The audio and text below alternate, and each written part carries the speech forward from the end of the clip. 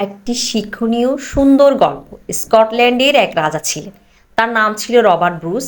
তিনি অনেক যুদ্ধ জয় করেছিলেন, কিন্তু একসময় তিনি বাজেভাবে পরাজিত হন। প্রাণ বাঁচাতে তিনি যুদ্ধক্ষেত্র থেকে পালিয়ে যান। তিনি একটি গুহায় আশ্রয় নেন, যেখানে তিনি নিজেকে লুকিয়ে রাখলেন। তিনি গভীর দুঃখে নিমজ্জিত হয়ে যান এবং হতাশা থেকে তিনি সমস্ত আশা ও সংগ্রাম ত্যাগ করলেন। কিন্তু একদিন তিনি সেই গুহায় একটি মাকড়সা দেখতে পেল। এটি গুহার ছাদে পৌঁছানোর চেষ্টা করছিল, যেখানে এটি একটি জাল ছিল। এটি তার জালে পৌঁছানোর জন্য ৬ বার চেষ্টা করল, কিন্তু প্রতিবারই এটি ব্যর্থ হয়।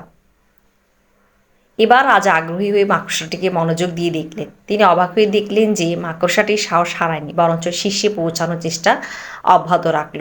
সপ্তম প্রচেষ্টায় মাকড়সা তার জালে পৌঁছানোর চেষ্টায় সফল হয়। এই ঘটনাটি রাজা ব্রুসের আত্মাকে নাড়িয়ে দিল। তিনি নতুন শক্তি এবং নতুন সাহস অর্জন করলেন। তিনি তার বাহিনী সংগ্রহ করেন এবং আরেকটি যুদ্ধ করেন। এবার তিনি নতুন উদ্দীপনা ও উদ্যমে যুদ্ধ করেন এবং শেষ পর্যন্ত তার দেশ স্বাধীন করতে সফল হন। গল্পের নতি: চেষ্টা করুন, চেষ্টা করুন, আবার চেষ্টা করুন।